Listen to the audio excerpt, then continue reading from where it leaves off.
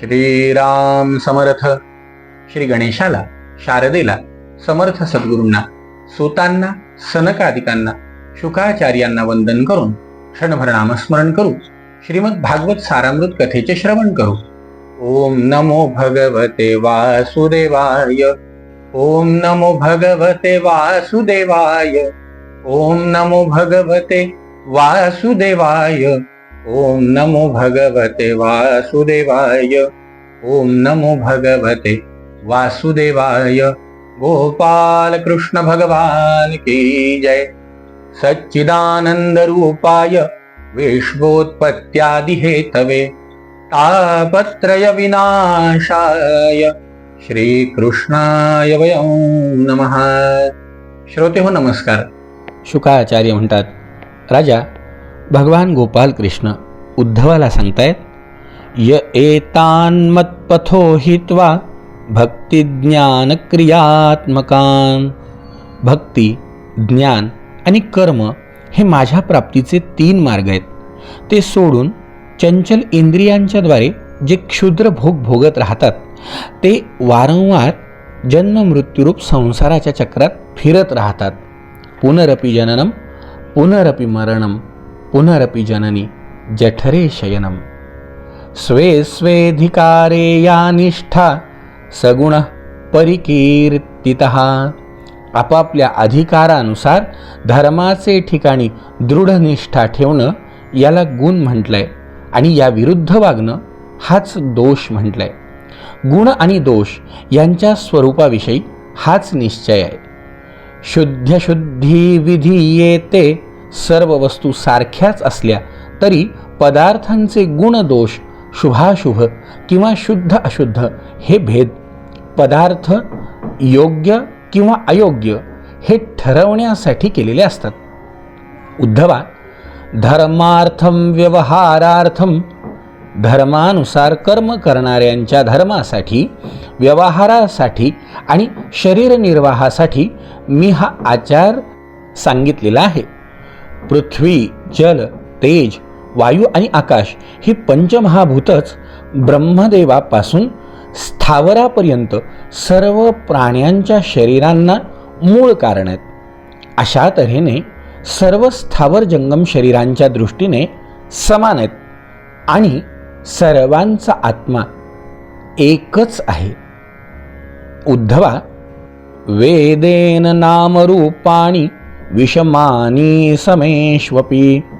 सर्वांचे देह समान असले तरी वेदाने त्यांची नावं आणि रूपं वेगवेगळी सांगितलेली आहे, कारण त्यांनी त्या नामरूपानुसार आचरण करून आपल्या स्वाभाविक प्रवृत्तीला आळा घालून 4ही पुरुषार्थांची सिद्धी करून घ्यावी म्हणून.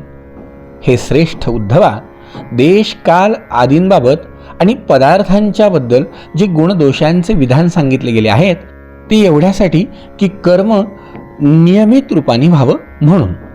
ज्या देशात काळवीट नसतील आणि जिथले लोक ब्राह्मण भक्त नसतील तो देश अपवित्र आहे. काळवीट असले तरी जिथे संत पुरुष राहतात तेवढाच भाग सोडून अंग, वंग, कलिंग आदी देश अपवित्र आहेत. ज्या ठिकाणी असंस्कृत लोक राहतात आणि जो सगळीकडे रेताड प्रदेश आहे तोही अपवित्रच आहे. जेव्हा कर्म करण्यासाठी योग्य अशी सामग्री मिळून कर्मही होऊ शकेल ती वेळ चांगली समजावी आणि ज्यावेळी सामग्री न मिळाल्याने किंवा अन्य कारणाने कर्म होऊ शकत नाही तो काळ वाईट समजावा. पदार्थांची शुद्धी किंवा अशुद्धी द्रव्य, वचन, संस्कार, काल, अधिकपणा किंवा कमीपणा यांमुळे होत असते. शक्ती आणि असमर्थता, बुद्धी आणि वैभव यांनुसार जे दोष उत्पन्न होतात त्यांच्या ठिकाणी आणि अव्यवस्था पाहूनच विचार केला जातो. धान्य, लाकूड, हाडं, सूत, रस, सोनं, पारा आदी तेजस्वी पदार्थ, चामडं, घडा आदी मातीच्या बनवलेल्या वस्तू वेळेनुसार आपोआप हवा लागल्यामुळे आगीमध्ये जाळल्याने, मातीने घासल्याने किंवा पाण्याने धुतल्याने शुद्ध होत असतात. पदार्थांची कधी अनेक पदार्थांनी तर कधी एकाने सुद्धा शुद्धी होते. जर एखाद्या वस्तूला एखादा अशुद्ध पदार्थ चिकटला तर ज्या कृतीने त्या पदार्थाचा वास किंवा लेप जाईल आणि ती वस्तू पूर्वीप्रमाणे होईल तेव्हा ती शुद्धी समजावी. स्नान दान तपोवस्था वीर्य संस्कार कर्मभिः. स्नान, दान, तपश्चर्या, वय, सामर्थ्य, संस्कार, कर्म आणि माझं स्मरण केल्याने चित्ताची शुद्धी होती. यांद्वारे शुद्ध होऊन आपण ब्राह्मण, क्षत्रिय आणि वैश्य यांनी आपल्या विहित कर्मांचं आचरण करावे. गुरुमुखाने ऐकून योग्य तऱ्हेने जाणून घेण्याने मंत्राची आणि मला समर्पित केल्याने कर्माची शुद्धी होते. बघा, कर्माची शुद्धी कशी होती तर मंत्रस्य च परिज्ञानम कर्मशुद्धिर्मदर्पणः. गुरुमुखाने ऐकून योग्य तऱ्हेने जाणून घेतल्याने मंत्राची शुद्धी होती आणि कर्म मला समर्पित केलं तर कर्माची शुद्धी होती. अशा रीतीने देश, काल, पदार्थ, कर्ता, मंत्र आणि कर्म या 6 गोष्टी शुद्ध असल्यास धर्म आणि अशुद्ध असल्यास अधर्म होतो. काय काय शुद्ध पाहिजे? देश, काल, पदार्थ जो करतो तो, मंत्र आणि कर्म हे शुद्ध पाहिजे. शास्त्रविधीनुसार गुणही दोष ठरतो आणि दोषही गुण ठरतो. एकाच वस्तूविषयी ज्या वेळेला हा गुणदोषांचा नियम पाळला जाईल तर लक्षात येतं की हे गुणदोष वास्तविक नसून काल्पनिक आहेत, परंतु शास्त्राने सांगितलेले असल्याने त्यांना प्रामाण्य आहे. सुरापानासारखे कर्म पापजनक असले तरी ते पतितांसाठी पातक ठरत नाही. यतीसाठी स्त्रीसंग हा दोष असला तरी गृहस्थांसाठी तो आवश्यक गुण आहे.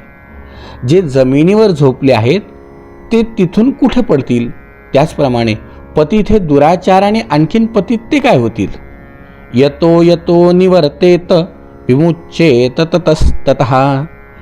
ज्या ज्या पदार्थापासून मनुष्याचं चित्त निवृत्त होतं त्या त्या वस्तूच्या बंधनातून तो मुक्त होतो आणि निवृत्तीरूप धर्मच माणसांसाठी परम कल्याणाचं साधन आहे.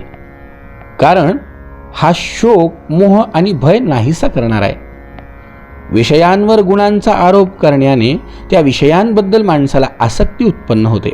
आसक्ती वाटल्याने ते मिळवण्याची इच्छा निर्माण होते आणि मग त्या कामनापूर्तीमध्ये बाधा निर्माण झालेल्या लोकांमध्ये आपोआप कलह निर्माण व्हायला लागतो.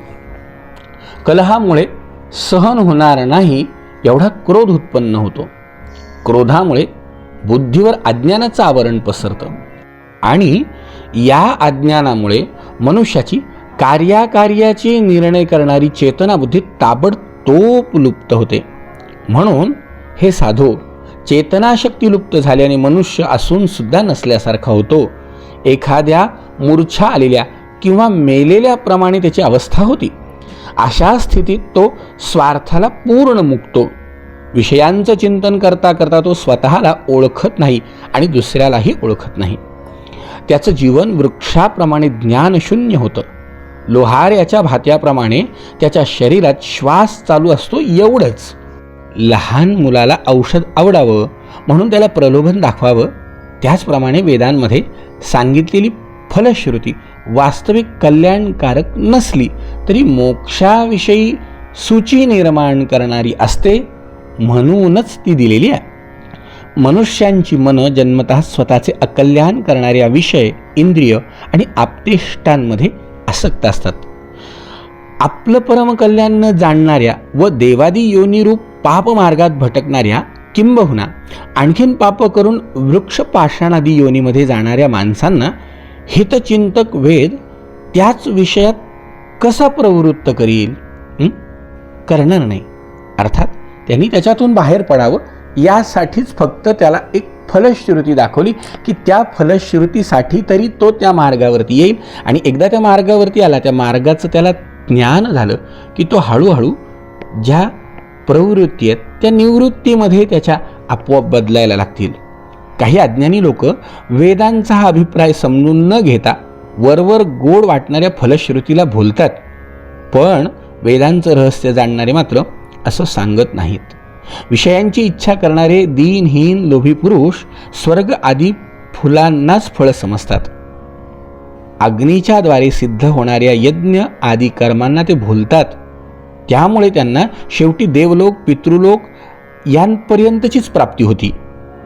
त्यांना आत्मस्वरूपाची कधीही ओळख होत नाही. कर्माची प्रशंसा करून त्या योगे इंद्रियांना तृप्त करणारे लोक ज्या परमात्म्यापासून हे विश्व उत्पन्न झालंय त्या हृदयातच विराजमान असणाऱ्या मला पाहत नाही. जसं आंधळ्यांना जवळचंही दिसत नाही तसं ही अवस्था आहे. एवढं तर कळालं पाहिजे. हिंसेची आवड असलेले तर फक्त यज्ञासाठीच हिंसा करा असं सांगून स्वाभाविक हिंसक प्रवृत्तीला जो मी वेदवाणीच्या द्वारे आळा घातलाय ते माझे मत लक्षात न घेऊन विषयलोलूप दुष्ट लोक हिंसेच्या खेळात पशूंना मारतात आणि त्यांच्या योगाने देव पितर आणि भूतपतींना उद्देशून यज्ञ करतात. थोडक्यात देवाला इथं काय सांगायचं की लोक त्यांच्या मनाचे चोचले पुरवण्याकरता माझ्यावरती फक्त आरोप करून किंवा माझ्या निमित्ताने ते करतात असं सांगून ते त्यांच्या त्यांच्या विषयाचा उपभोग घेतात. स्वर्ग आदी लोक स्वप्नासारखे नाशवंत आहेत, पण त्यांची वर्णनं कानाला गोड वाटतात. त्यामुळे तिथल्या भोगांची आशा मनात बाळगून त्यासाठी माणसं आपल्याजवळचं धन खर्च करून टाकतात. व्यापारी जसा अधिक नफ्याच्या आशेने अगदी समुद्र प्रवासासारखी साहस करून आपलं मूळ भांडवलसुद्धा गमावून बसतो, त्याप्रमाणे सत्व रज तमोगुणी लोक त्याच गुणांच्या इंद्रादी देवतांच्या उपासना करतात, पण तशी माझी उपासना करत नाही. का? कारण भोग पाहिजे असतात. भोगासाठी म्हणून ते तशा तशा उपासना करतात. ते अशी कल्पना करतात की आम्ही या लोकी यज्ञांच्याद्वारे देवतांचे यजन करून स्वर्गामध्ये जाऊ आणि तिथे दिव्य पदार्थांचा उपभोग घेऊ. त्यानंतर जेव्हा पुन्हा आम्हाला जन्म मिळेल तेव्हा आम्ही मोठ्या कुलीन श्रीमंत वंशात जन्माला येऊ आणि अशा प्रकारे आमचं जीवन सुखमय होत राहील. उद्धवा, कर्मकांड, उपासनाकांड आणि ज्ञानकांड अशी 3 कांड असणारे वेद ब्रह्म आणि आत्मा यांची एकताच सांगतात, पण ऋषी हा विषय अप्रत्यक्षपणे सांगतात आणि तसं सांगणंच मलाही आवडतं. वेदांना शब्द ब्रह्म म्हणतात. त्यांचं रहस्य समजून घेणं हे अतिशय कठीण आहे. ते परापश्चंती आणि मध्यमा वाणीच्या रूपामध्ये प्राण मन आणि इंद्रियमय आहेत. ते समुद्राप्रमाणे सीमा नसलेले गूढ आहे. त्याचा थांग लागणं अतिशय अवघड आहे. अनंत शक्ती संपन्न सर्वव्यापी ब्रह्मस्वरूप असा मीच वेदवाणीचा विस्तार केला आहे. कमळाच्या देठामध्ये जसा बिसतंतू असतो त्याचप्रमाणे ही वेदवाणी प्राण्यांच्या अंतःकरणामध्ये अनाहत नादाच्या रूपाने दिसून येते. कोळी कीटक हृदय उत्पन्न होणारे तंतू आपल्या तोंडातून बाहेर काढतो, त्याचप्रमाणे अमृतमय वेदमय प्रभू प्राणाच्या उपाधीने नादवान होऊन मनाला निमित्त करून हृदयाकाशातून ओंकारापासून हजारो प्रकारची वैखरी वाणी प्रगट करतो. ती वाणी स्पर्श क पासून म पर्यंत, स्वर अ पासून औ पर्यंत, उष्म श पासून ह पर्यंत आणि अंतःकरणामध्ये स्थित या वर्णांची विभूती झालेली आहे, य पासून व पर्यंत. ती मध्ये उत्तरोत्तर 4 वर्णांनी वाढत जाणारे छंद आहेत आणि तिचा वेगवेगळ्या भाषांमध्ये विस्तार केलेला आहे. तिचा पार लागणं कठीण आहे. तोच प्रभू ती वाणी प्रलयकाली स्वतःमध्ये विलीन करून घेतो. काही छंद पुढील प्रमाणे आहेत. राजा, गायत्री छंद आहे, उष्णिक, अनुष्ठुप, बृहती, पंक्ती, त्रिष्ठुप, जगती, अतिछंद आणि अत्याष्टी, अतिजगती आणि विराट. ती वेदवाणी कर्मकांडांमध्ये कशाने विधान सांगते, उपासना कांडामध्ये कोणत्या देवतांचे वर्णन करते आणि ज्ञानकांडामध्ये कशा कशाचा अनुवाद करून कोणाकोणाचा निषेध करते, याचं रहस्य माझ्याखेरीज कुणालाच माहिती नाही. वेद कर्मकांडांमध्ये यज्ञरूपाने माझेच विधान करतात आणि उपासना कांडामध्ये मलाच देव मानतात. ज्ञानकांडामध्ये माझ्याखेरीज अन्य वस्तूंचे वर्णन करून नेती या वाक्यांच्याद्वारे अन्य सर्व वस्तूंचा निकषही करतात आणि निषेधही करतात. सर्व वेदांचा एवढाच अर्थ आहे. अशा प्रकारे वेद माझ्यामध्ये भेद निर्माण करून ही सगळी माया आहे असं म्हणून शेवटी भेदाचा निषेध करून वेद प्रसन्न होतात. म्हणूनच भक्ती, कर्म आणि योग या तिन्ही गोष्टी जीवनामध्ये प्राप्त करून घेणं आणि सगळ्यांचा त्याग करून माझं भजन करत राहणं हेच महत्त्वाचं आहे. आणखीन भगवंत काय म्हणतात उद्या ऐकूया. जय जय रघुवीर समर्थ.